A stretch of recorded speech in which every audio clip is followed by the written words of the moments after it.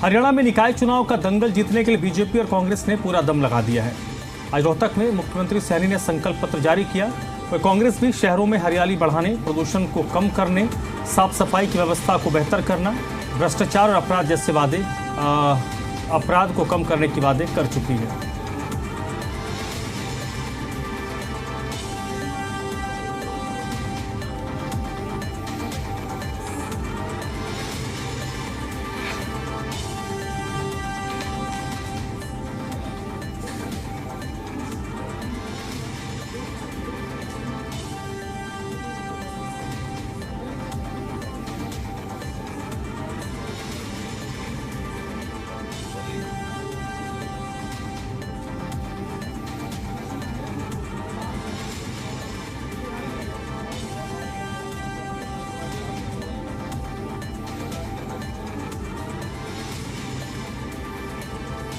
तो निकाय चुनाव के लिए कांग्रेस ने वायदे किए तो बीजेपी की तरफ से भी संकल्प पत्र जारी किया गया है।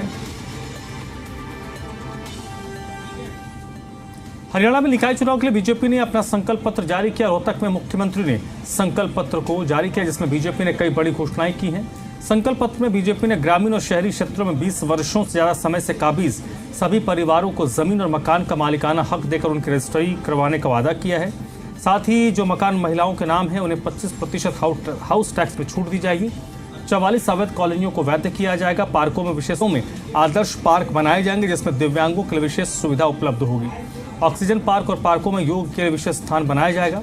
घोषणा पत्र में ओपन जिम की बात भी कही गई है।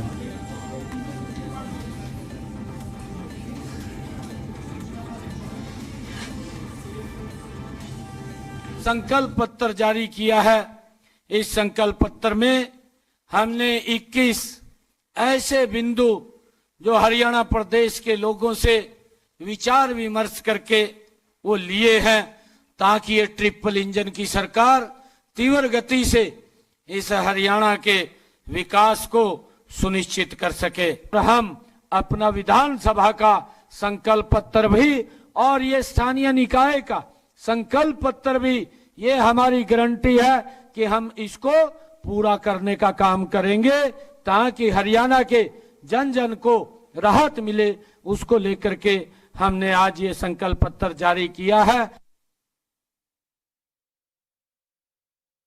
संकल्प पत्र हमारी आत्मा है और मैं आपको बताना चाहता हूं, ये हमारे लिए कोई डॉक्यूमेंट नहीं है, ये हमारी सरकार की गारंटी का ये कार्ड है और हमारी गारंटी है इस संकल्प पत्र को पूरा करना।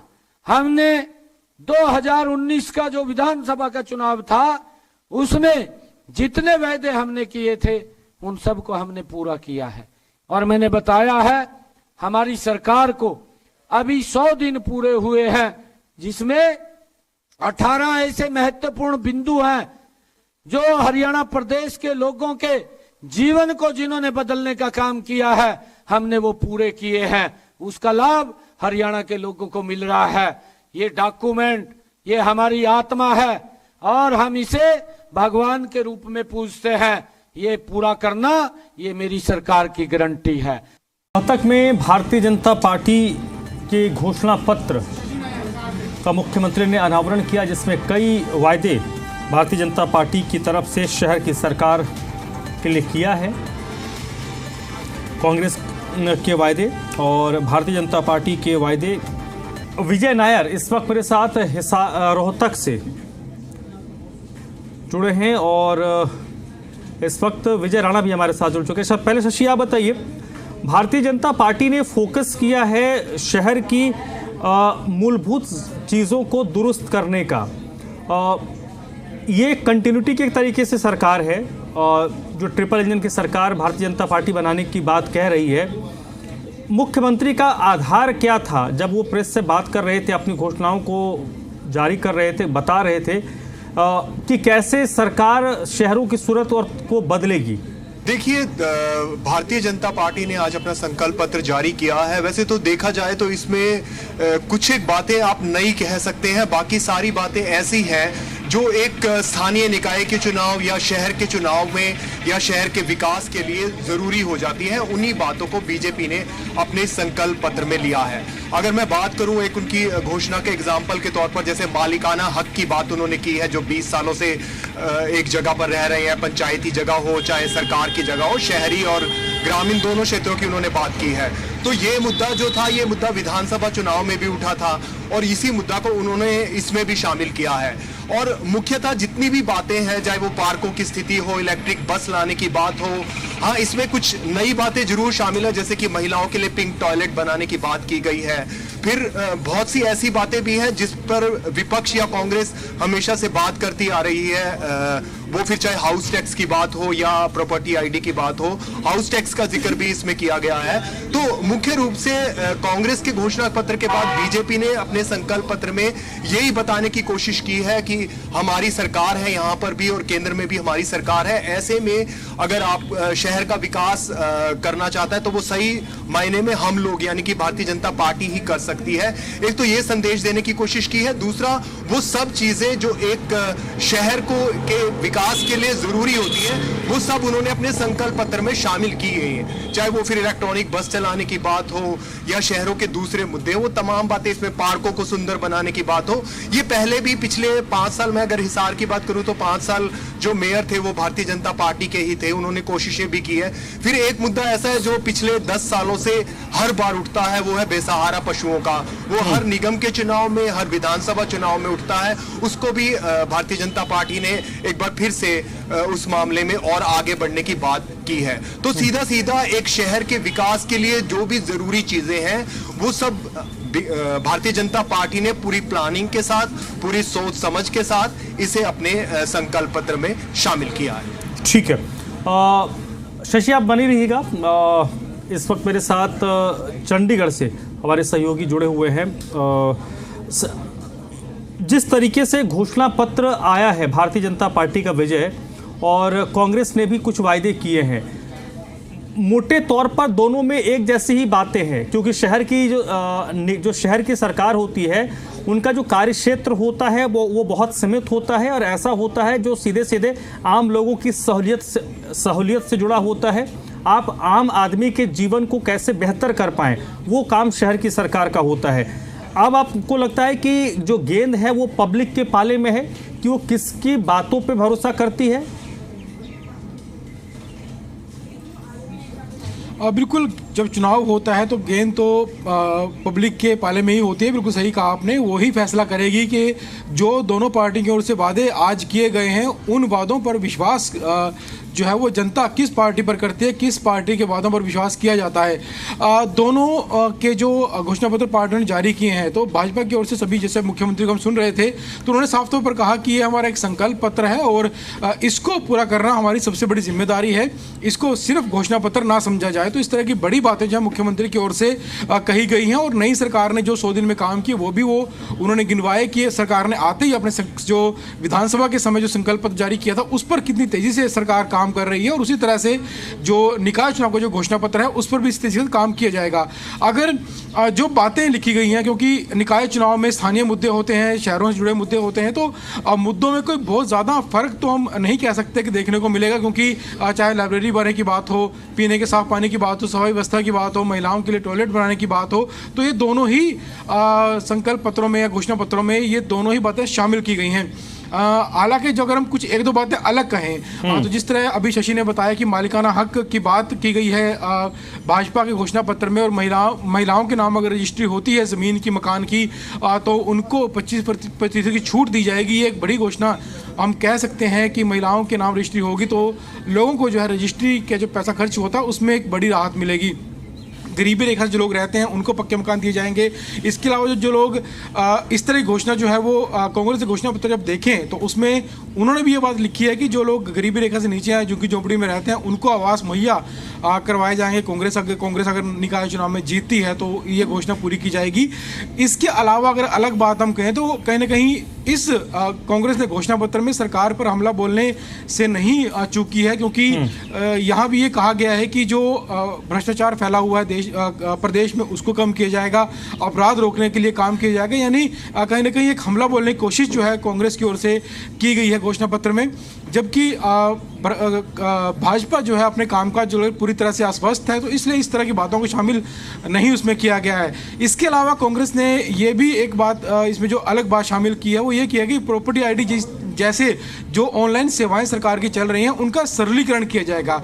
हालांकि आज से पहले कांग्रेस नेताओं को साफ तौर पर कहते सुना जा सकता था विधानसभा से पहले कि इन सेवाओं को खत्म करने के पक्ष में कांग्रेस है, लेकिन फिलहाल जो ये घोषणा पत्र आया है इसमें साफ तौर पर कहा है कि सरलीकरण किया जाएगा। यानी इन योजनाओं को जो एक ऑनलाइन सेवाएं चल रही हैं इनको आसान किया जाएगा ताकि लोगों को इससे सुविधा मिल सके और लोग आसानी से अपना काम करवा सके। तो इन बातों को भी कांग्रेस ने अपने घोषणा पत्र में शामिल किया है। अमूमन 90% जो हैं दोनों ही घोषणा पत्र लगभग एक समान है। जो शहर के स्थानीय मुद्दे होते हैं उन्हीं मुद्दों को लेकर जो चुनाव लड़ेंगी दोनों पार्टियां। लेकिन एक जो वही बात आती है शुरुआत में जिससे हम बात कर रहे थे कि जो लोग हैं वो किन की बातों पर विश्वास करेंगे, तो ये लोगों के ऊपर ये फैसला है कि वो किसको चुनते हैं इस सरकार में। हालांकि दोनों पार्टी की ओर से घोषणाएं कर दी गई हैं, वादे कर दिए गए हैं, अब लोगों को चुनना है कि किसके पक्ष में लोग वोट करेंगे।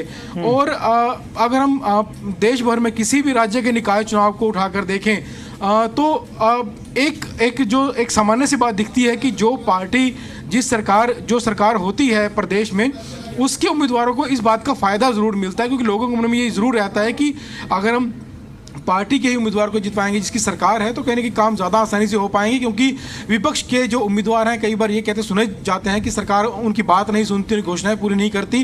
तो ये तरह जो आम जो लोगों में इस तरह की बातें ज़रूर चलती हैं चुनाव के वक्त में।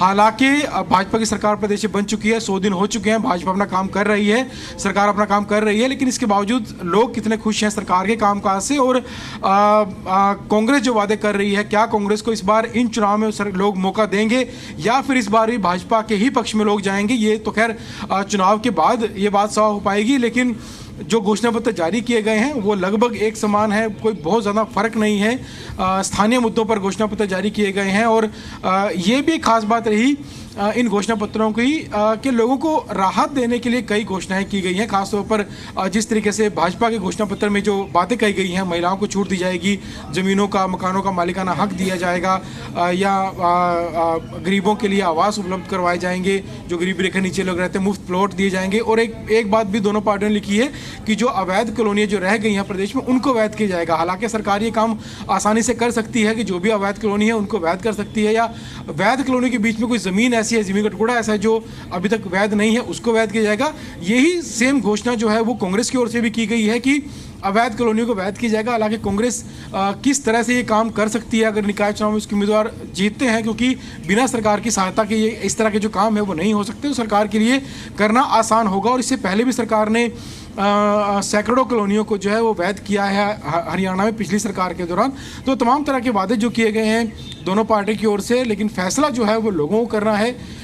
इसके अलावा भाजपा का जो घोषणा पत्र है उसमें ग्रामीण इलाकों को भी कहीं ना कहीं छूने की कोशिश की गई है। हालांकि चुनावी शहरों के होते हैं, जो मालिकाना हक देने की बात की गई है उसमें शहरों के अलावा गांव को भी कहा है कि ग्रामीण इलाकों में भी इस तरह के मालिकाना हक दिए जाएंगे, और जो गांव शहर के नगर निगम के या नगर पालिका के जो अंतर्गत आते हैं उनको भी उस तरीके की सुविधाएं दी जाएंगी जिस तरह शहरों में दी जा रही है। तो यानी गाँव को छूने की कोशिश भी एक तरीके से इसमें की गई है। जी ठीक है। शशि, जब मुख्यमंत्री बात कर रहे थे और प्रेस को अपनी घोषणाओं से वाकिफ करवा रहे थे, हिसार जहां से इस वक्त आप बात कर रहे हैं, हिसार को एक बड़े शहरों में हरियाणा के शुमार किया जाता है।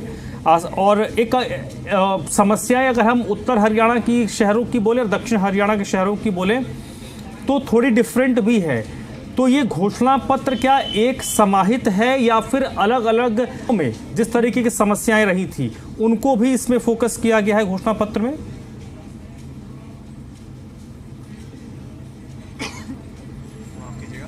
देखिए, इसमें कोई दो राय नहीं कि इसमें जो समस्याएं हैं वो अलग अलग क्षेत्रों से उठाई तो गई हैं, लेकिन कहीं ना कहीं भारतीय जनता पार्टी पहले से कहती भी आ रही है कि हम जो अपना संकल्प पत्र बना रहे हैं, जैसा कि उन्होंने विधानसभा चुनाव में भी कहा था, तो हम लोगों से भी सुझाव आमंत्रित कर रहे हैं।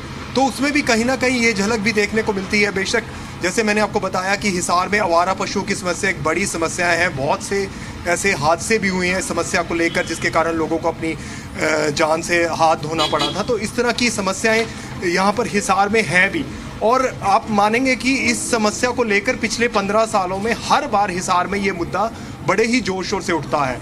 उसी तरह से कुछ और मुद्दे भी हैं, जैसे पार्कों को सुंदर बनाने की बात है, वो भी हिसार में तो आपको ऐसे बहुत से पार्क मिल जाएंगे जिन पर काम चल रहा है, लेकिन अलग अलग क्षेत्रों से ये समस्याएं उठाई गई हैं, इसमें कोई दो राय नहीं। लेकिन कुल मिलाकर जैसा कि विजय ने बताया कि जब भी निकाय के चुनाव होते हैं तो क्षेत्र जो होता है वो छोटा हो जाता है, और उसमें मुख्य जो एम्फेसिस है, जो जोर रहता है, वो शहर के विकास को लेकर रहता है, और शहर की समस्याएं, बहुत सी समस्याएं कॉमन होती है अगर हम कुछ एक समस्याओं को छोड़ दें।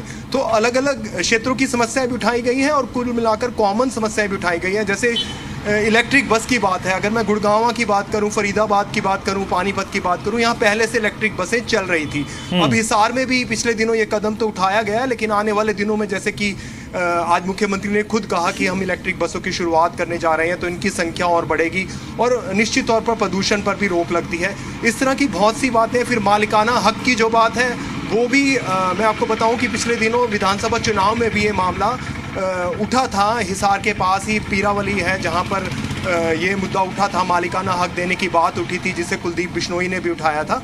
तो इस तरह की बहुत सी समस्याएं जो हिसार से भी ली गई होंगी और दूसरे क्षेत्रों से भी ली होंगी, ताकि कुल मिलाकर जो निकाय चुनाव हरियाणा में हो रहे हैं, सबकी समस्याओं को कॉमन रूप से इसमें शामिल किया जाए। जैसे इन्होंने हाउस टैक्स के सरलीकरण की बात बीजेपी ने भी की है, कांग्रेस ने भी ये बात तो पहले कही है कि हम प्रॉपर्टी आईडी को और हाउस टैक्स को का सरलीकरण करेंगे। बीजेपी ने भी उसमें इसको अपने घोषणा पत्र में शामिल किया है। तो कहीं ना कहीं बीजेपी मान रही है कि हाउस टैक्स विधानसभा में भी एक बड़ा मुद्दा था और इस बार भी एक बड़ा मुद्दा है। तो वो तमाम समस्याएं जो पूरे हरियाणा की थी, उनको मिलाकर ही ये घोषणा पत्र, ये संकल्प पत्र जो है बीजेपी ने जारी किया है। और बीजेपी की हमेशा से ये कोशिश रहती है, विधानसभा चुनाव में भी बीजेपी ने अपना संकल्प पत्र कांग्रेस से पहले लॉन्च करना था, लेकिन वो शायद थोड़ा इंतजार करती है कि कांग्रेस कब लॉन्च करे और उसके बाद वो अपना घोषणा पत्र लेकर आए। तो बहुत सी, जैसा कि विजय ने बताया कि ज़्यादा कुछ फर्क नहीं है। अगर हम प्रॉपर्टी आईडी और हाउस टैक्स वाला मुद्दा छोड़ दें तो लगभग कांग्रेस और बीजेपी के संकल्प पत्र में ये तमाम मुद्दे हैं। मैं एक बात और आपको बताना चाहूँगा कि अब 5 दिन रह गए हैं निकाय चुनाव में, 2 मार्च को मतदान होना है। लेकिन अगर मैं हिसार की बात करूं तो हिसार की प्रचार सामग्री में आपको कहीं पर भी किसी भी मुद्दे पर ना तो बीजेपी बात कर रही है, कांग्रेस सिर्फ प्रॉपर्टी आईडी की बात जरूर कर रही है, लेकिन प्रचार सामग्री में सिर्फ कांग्रेस और बीजेपी की बात हो रही है। हो सकता है कि आज जैसे बीजेपी ने अपना संकल्प पत्र लागू किया है, तो आने वाले इन 4-5 दिनों में अब बीजेपी क्या करके दिखाएगी उस पर बीजेपी बात करे। लेकिन फिलहाल तो कांग्रेस बीजेपी के ऊपर निशाना साध रही है और बीजेपी कांग्रेस के ऊपर निशाना साध रही है कि पिछले 50 सालों में कुछ नहीं हुआ, और बीजेपी का ये कहना, कांग्रेस का ये कहना है कि पिछले 10 सालों में। चलिए ठीक है, मैं इसमें अभी तक की जो ठीक है शशि राजनीति, मैं आपके पास लौटता हूं। विजय, एक बात जो शशि ने कही वो बहुत महत्वपूर्ण है। कांग्रेस पार्टी जो वायदे कर रही है अच्छी बात है, वो करे अपने वायदे, लेकिन वो बार बार ये कह रही है कि ये सरकार आकंठ भ्रष्टाचार में डूबी है, इस सरकार के कार्यकाल में 10 सालों में कुछ नहीं हुआ। अगर इस सरकार के शासनकाल में कुछ नहीं हुआ तो उसका एक टेस्ट तो हमने विधानसभा चुनाव में देखा।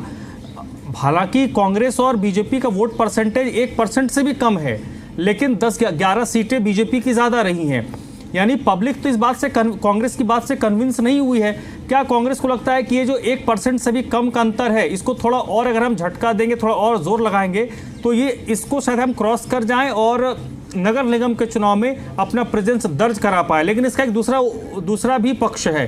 अगर पब्लिक आपकी बात को नहीं सुन रही है या आप अपनी बात को पब्लिक तक कन्वे नहीं कर पा रहे, तब तो कांग्रेस की और बुरी स्थिति हो सकती है निगम चुनाव में। देखिए, चुनाव का एक जो पैटर्न होता है। अगर लोकसभा चुनाव पहले होते हैं तो उसका असर विधानसभा चुनाव पे साफ तौर पर पड़ता है, इस बात को नकारा नहीं जा सकता। और अगर जब विधानसभा पहले होते हैं उसके बाद निकाय चुनाव होते हैं तो उसके ऊपर भी उसका सीधा सीधा असर पड़ता है। तो यानी जो विधानसभा चुनाव में जो परिणाम आए, अगर कांग्रेस ये सोच रही है कि निकाय चुनाव में उन परिणामों को हम बदल सकते हैं, अपने पक्ष में लहर चला सकते हैं, तो शायद ये कांग्रेस के लिए काफ़ी मुश्किल होगा ऐसा करना, क्योंकि पिछले चुनाव का असर जरूर पड़ता है। और हाल ही में दिल्ली में भी चुनाव हुए हैं तो वहाँ भी लोगों ने भाजपा का ही साथ दिया है। तो यानी दो प्रदेशों के चुनाव में जिस पार्टी की सरकार बनी है तो जाहिर तौर पर निकाय चुनाव पे उसका असर साफ तौर पर देखना पड़ेगा। जहाँ तक 10 साल के शासन देखने की बात है, 10 साल का शासन कांग्रेस का भी लोगों ने पहले देखा, उसके बाद भाजपा का भी देखा, तो उसके बाद लोगों ने इस बार फैसला किया कि इस बार किसको अपना समर्थन देना है, तो लोगों ने भाजपा को ही समर्थन दिया। लेकिन कांग्रेस के जो भी वादे किए गए थे चुनाव के दिनों में, जो भी सरकार पर आरोप लगाए थे, कहीं ना कहीं लोगों ने उसको नकारा है। अगर उसको स्वीकार किया होता तो शायद आज कांग्रेस की सरकार हरियाणा में बन सकती थी। इसके अलावा अब क्योंकि निकाय चुनाव जब होने हैं तो सरकार ने इससे पहले भी जो घोषणाएं की थी प्रदेश स्तर पर, चाहे नौकरियां देने की बात हो, जो नौकरियां लगाई गई थी कई हज़ार युवाओं की, या किसानों के लिए भी कई घोषणाएं की, एमएसपी की पहले घोषणा की, अवैध कॉलोनियों को वैध किया गया, उन्हें मूलभूत सुविधाएं देने की घोषणा की गई। तो तमाम तरह की घोषणाएं जो है हरियाणा सरकार में विधानसभा चुनाव से कुछ दिन पहले भी की थी, उनको पूरा किया, और उसके बाद भी जो है जो घोषणाएं थी उनको पूरा कर रही है। इसके साथ साथ विधानसभा चुनाव से पहले जो भी लोग जो मुख्यमंत्री के पास आए अपनी अपनी मांगों को लेकर, अपनी समस्याओं को लेकर, उनको भी तुरंत दूर किया। और मुख्यमंत्री आज भी उसी पैटर्न पर ही चल रहे हैं, यानी जो भी समस्या को लेकर मुख्यमंत्री के सामने लोग मिलने आते हैं तो उनकी समस्याओं को कोशिश की जाती है कि तुरंत दूर किया जाए, और लगातार जो घोषणाएं की जा रही है। तो ये जो एक पैटर्न है हरियाणा में, जो हरियाणा सरकार की ओर से फॉलो किया जा रहा है, तो उसका असर लोगों में साफ तौर पर देखने को मिला, जिस वजह से विधानसभा चुनाव में जीत भाजपा ने दर्ज की। अब निकाय चुनाव में क्योंकि अगर हम लहर की बात करें तो हो सकता है इस समय लोगों में भाजपा की तरफ लहर ज़रूर हो, क्योंकि उनको यही लगता होगा कि जो प्रदेश में सरकार है उसी को, अगर उसको उम्मीदवार जीतता है तो आसानी से जो उनके काम हैं वो हो पाएंगे, कोई फंड की दिक्कत नहीं होगी, और कोई कॉन्ट्रैक्ट देने की कंपनियों की दिक्कत नहीं होगी।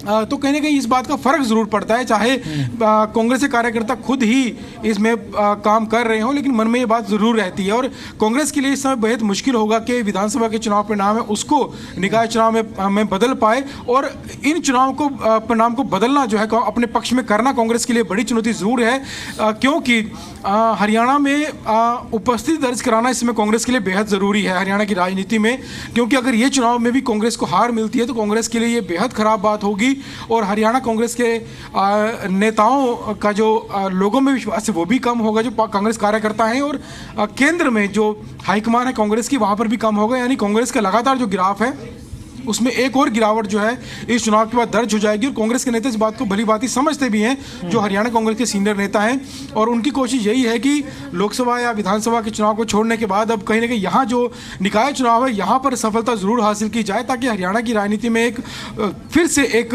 ज़बरदस्त जो उपस्थिति है वो दर्ज हो, ताकि आगे की राजनीति जो है हरियाणा में उसको लेकर भी कांग्रेस जो है वो अपना दमदार तरीके से अपनी बात रख पाए, क्योंकि विधानसभा में बजट सत्र भी आना है, आगे भी सत्र होने हैं, तो सरकार के सामने अपनी आवाज़ को ज़ोरदार तरीके से रख पाए, और लोगों में भी कहीं ना कहीं कांग्रेस को लेकर एक उपस्थिति वो बनी रहे लोगों के मन में कि कांग्रेस पार्टी एक मुख्य विपक्षी पार्टी हरियाणा में है। लेकिन अगर इन चुनाव में कांग्रेस हार जाती है, जीत नहीं पाती है, तो कांग्रेस के लिए बेहद बुरी बात होगी, और इसका बेहद नकारात्मक जो पहलू है वो लोगों के बीच में जाएगा, और कहीं ना कहीं अपनी साख ज़रूर कांग्रेस की जो साख है वो कम होगी हरियाणा में, हरियाणा की राजनीति में। और भाजपा कद लगातार बढ़ता जा रहा है, और दिल्ली चुनाव के बाद भाजपा का और बढ़ा है, और इन चुनावों के बाद अगर जीत होती है भाजपा की तो और ज्यादा भाजपा मजबूत होगी हरियाणा के अंदर। चलिए ठीक है, बहुत बहुत शुक्रिया आपका विजय, और शशि नायर आपका भी बहुत बहुत शुक्रिया।